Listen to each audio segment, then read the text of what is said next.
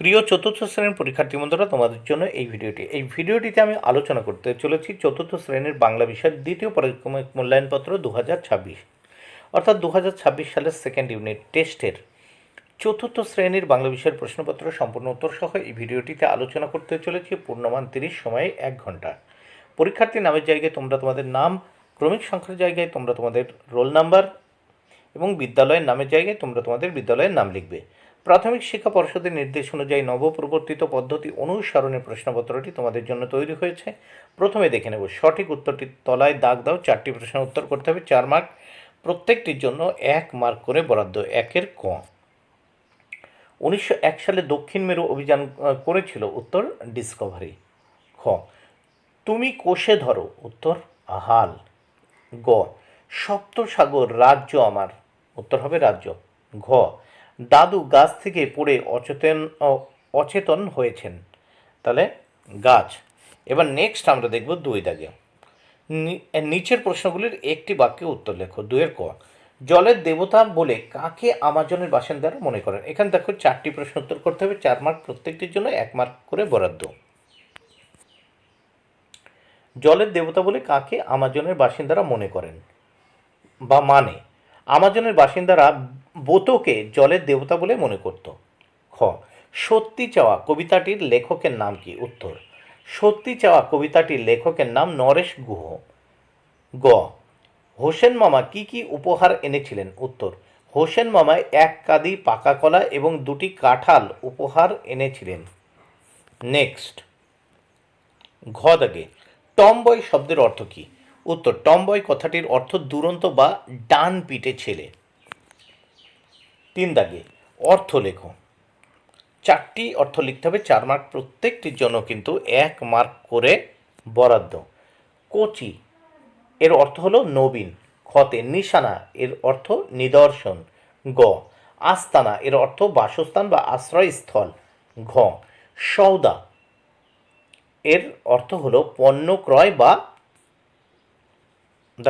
ক্রয় বা বেচা। সৌদা মানে পণ্য ক্রয় বা বেচা। এইবার দেখো 4 দাগে বিপরীতার্থক শব্দ লেখো। 4টি করতে হবে, 4 মার্ক, প্রত্যেকটির জন্য 1 মার্ক করে বরাদ্দ। যেমন 4-এর ক। বালিকা আর এর বিপরীত শব্দ বালক। খ। দুরন্ত এর বিপরীত শব্দ শান্ত। গ।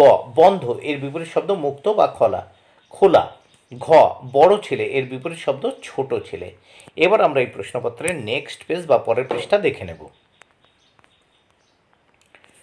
প্রথমে এখানে দেখব কি বলেছেন। 5 দাগে টিকা লেখো। 2টি টিকা লিখতে হবে, 4 মার্ক, 2টির জন্য 2 মার্ক করে বরাদ্দ। ডিসকভারি। উত্তর 1901 সালের আগস্ট মাসে ডিসকভারি নামক জাহাজে স্কট তার দলবল নিয়ে ইংল্যান্ড থেকে দক্ষিণ মেরুর দিকে যাত্রা করেন। খ দাগে টেরানোভা। দেখো টেরানোভা ছিল একটি জাহাজ যা 1910 সালের ব্রিটিশ আন্টার্কটিকা অভিযানের জন্য বিশেষভাবে পরিচিত।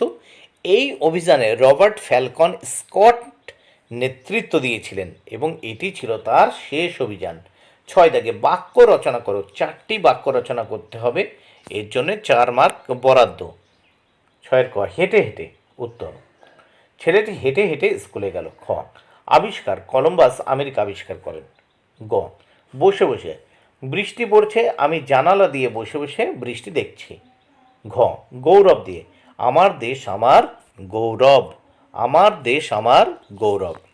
7 দাগে আমাদের গ্রাম অথবা বর্ষাকাল সম্বন্ধে 6টি বাক্য লেখো। এর জন্য রয়েছে 6 মার্ক বরাদ্দ। তাহলে লিখব আমাদের। এখানে দেখো বর্ষাকাল সম্বন্ধে আমি এখানে লিখলাম, তাহলে উপরে তোমরা লিখে নেবে বর্ষাকাল, তারপর 1। বর্ষাকালে প্রচুর বৃষ্টিপাত হয় যা প্রকৃতিকে সতেজ করে তোলে। 2। বৃষ্টির কারণে খাল, বিল, নদী, নালা ভরে যায়। 3। বর্ষাকালে সবুজ গাছপালা আরও সবুজ হয়ে ওঠে। 4। এই সময়ে বিভিন্ন ধরনের পোকামাকড় এবং ব্যাঙ দেখা যায়। 5। বর্ষাকালে শিশুরা বৃষ্টিতে ভিজতে এবং কাদা নিয়ে খেলতে ভালোবাসে। 6। বর্ষাকালে কিছু সমস্যাও দেখা যায়, যেমন বন্যা, রাস্তাঘাটে জল জমা ইত্যাদি।